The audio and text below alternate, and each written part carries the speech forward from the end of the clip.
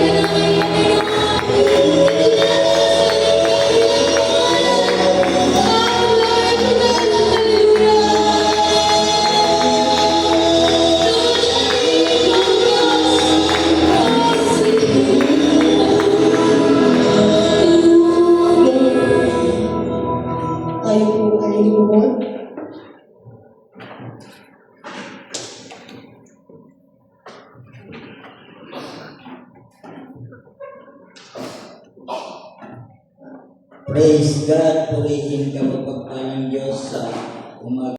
Sapagkat una sa lahat, ginawa na tayong karapat-dapat. Amen? Amen. Tayo ngayon ay malaya ng makalapit sa kanyang harapan. Ano yung dahilan? Dahil sa dugong tumigis. Di ba? Amen? At ngayon po ay nasa bahagi na tayo ng ating pong pakikinig ng salita ng Diyos na siyang karagdagan natin patuloy na kaingatan sa ating mga puso, di ba?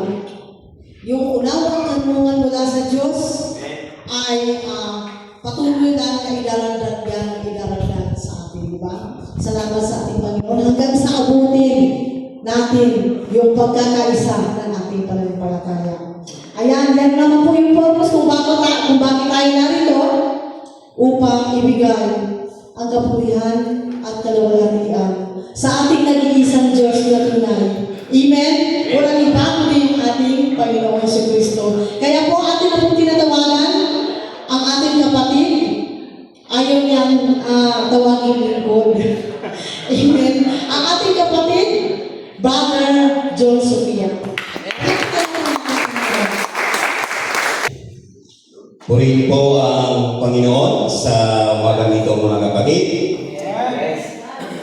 Salamat po sa ating MC na nagbubukas po sa programang ito. Sabi po niya na, kumusta yung ating tulog? Amen? Tayo ba ay nakatulog ng maayos? Amen? Bakit? Sapagkat tayo ay nasa piling ng ating Panginoon. Amen. Kaya tiyak talaga pagka ang tao ay nasa Diyos, yan po ay payapa. Kaya po sa umagang ito, ilang araw na ba itong ating ginagana? Pangalawang araw. Hindi, tatlo na, Pastor. Kasi nung linggo pa tayo nagsimula Bagamat na yung nakalagay sa programa ay arrival ko yung linggo at kahapon po ay nagpasimula po tayong nag-aaral sa salita ng ating Panginoon. At mula pa noong Sunday, sabi nga ang Diyos ay hindi talaga nagkulang. Amen? Hindi siya nagkulang ng palaala sa bawat isa sa atin. Sabi ko nga kay Pastor, kahapon countdown na po yung mga kapatid.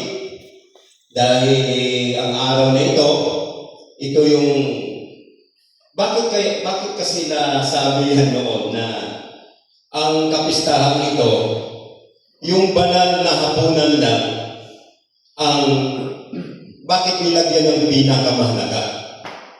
Amen? Kasi kung maitanim sa, tandaan nyo pag maitanim po sa tao na itong banal na hapunan ang pinakamahalaga, paano kung magkaroon ng negative to sa kanya? Aahon lang ako dahil ngayon ay pagbabanal ng hapunan namin. Paano yung selebrasyon na sinasabi na 7 araw? So, ibig sabihin na nakapag-insist tayo sa tao na ito yung sinabi na pinakamalagang araw itong Martes na ito. Amen? Dapat po na maintindihan natin mga kapatid na ang 7 araw na ito, pinakamahalaga po ito. Amen? Bakit na pinakamahalaga ito? Dahil ito po ay pagdiriwang natin ng Pasko sa ating Panginoon. Dapat ba na 7 araw ito gaganapin? Sa mga preacher, sabihin ka agad, 7 araw talaga yan. Kasi may nakasulat 7 araw talaga. Ngayon, sa 7 araw, ano nga ba talaga ang ating kakanin dito? Amen. Kasi ang tao, ang hinahanap niya, kasi itong kulusas mga kapatid, bagamat na hindi pa tayo pupunta doon sa ating pong pinakatima na naibigay po sa akin, dahil ito po ay, sabi nga, pinaghati-hati po ito. Yung itong 2 Timoteo chapter 2 verse 1 hanggang sa katapusan po ng talata mga kapatid. Ang hinahanap po kasi ng kapatid, sapagkat ang ating mga magulang 430 years na naalipin po sa Ehipto. At alam po natin na ang ating mga magulang ay ginawang alipin. Ngayon, ano ang nagbigay ng pagkaalipin sa iyo? Pag-aaral. Gaya ng aking anak. Mula nung linggo hanggang ngayon, wala pa. At hindi ko rin maano dahil nga sa pag-aaral. Pero alam nyo, ang kasabihan, kung gusto, may paraan. Kung ayaw, marami kang dahilan talaga. Bakit? Kagaya nitong akin na trabaho mga kapatid. 1 buwan po, sinasabi ko na po ito sa aming chief operation. Sabi ko, ma'am, mayroon po kaming gampanin sa Panginoon. Kailangan po talaga mga kapatid, sabihin po natin Sabihin natin sa ating mga amo, sabihin natin sa mga nakakataas sa atin, kung ano man yung estado ng ating trabaho. Hanggang mga kapatid na hindi natin masasabi ito sa kanila, mananatili po na taon-taon po, ginagawa natin ito.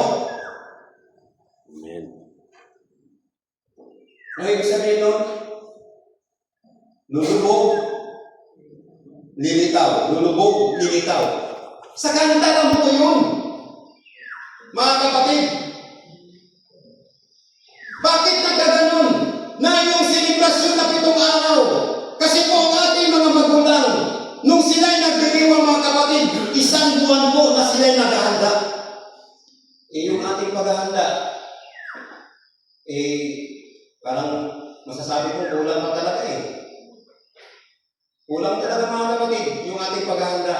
Kung kailan po na nagkaroon ng gawain, saka po tayo ikilos. Isang buwan po mga kapatid, pinaghandaan nila ito. Hindi lamang sa material na bagay ang kanyang paghahanda, pati yung kanilang mga katawan. Yang sabi ng Diyos, ano ba ang ating inihandog ngayon?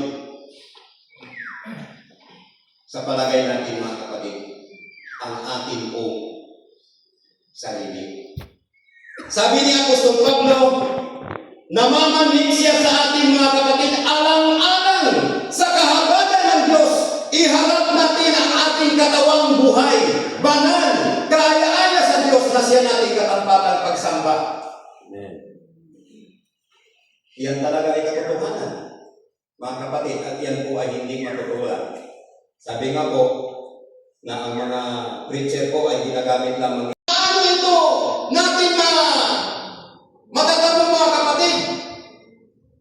Dahil ito ay wala sa ibang natuturo. Amen. Dito lang po ay tinuturo mga kapatid na mayroon pong buhay na walang hanggan.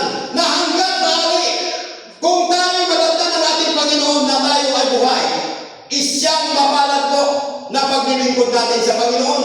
Kaya po mayroon po itong pagtitiis ang paglilingkod na ito sa ating Panginoon. Amen. Amen.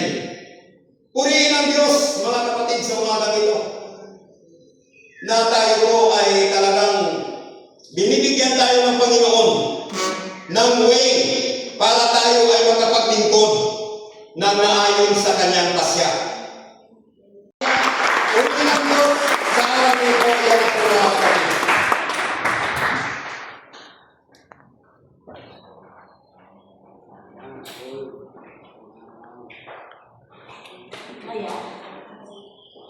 Purihin ng Panginoon sa mga salita na kanya ibinahagi sa atin. Tunay nga na ang kinalulugdan ng Diyos ay yung may pusong masunurin. Amen. Amen? Yun po yung nais niya na tayo ay maging masunurin sa kanyang mga kausap. Ayan. Purihin ng Panginoon sa kanyang mga salita. Ito po isang hamon sa bawat isa sa atin. Di ba ang sabi ng Panginoon, subukin ninyo ako. Di ba? Bakit nga naman natin hindi subukan? Samantalang siya yung biyaya. Amen. Amen? Ang ating Panginoon Hesus Kristo yung biyaya. Sa unang araw pa lang, ipinundalan niya sa ating puso na kailangan natin makita yung tunay na biyaya ng Diyos na nasa atin. Amen? Puri ng Panginoon sa umagang ko. Ang aming po ay Lord. Ang tayo po ay nananalaman. Puri ng Panginoon.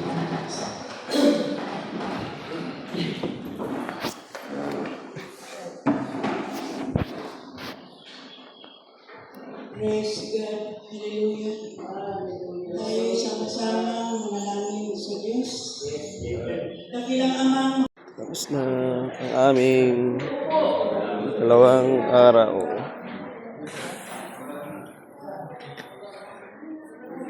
Time check. 6:21, March 18, Tuesday.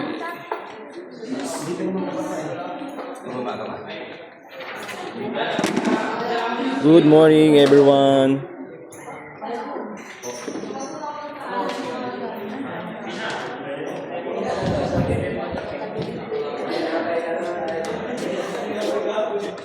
Good morning, good morning.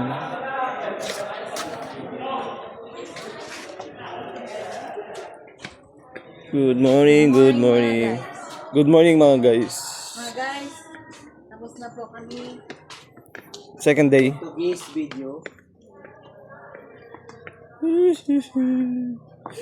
Dapat naman talaga, bago po mag-apply sa bago. Ma'am, hindi po ba? Harap ka na lang ulit. Good morning, good morning, good morning, good morning. Anak ko yung gagamboy oh. Garap ng gagamba.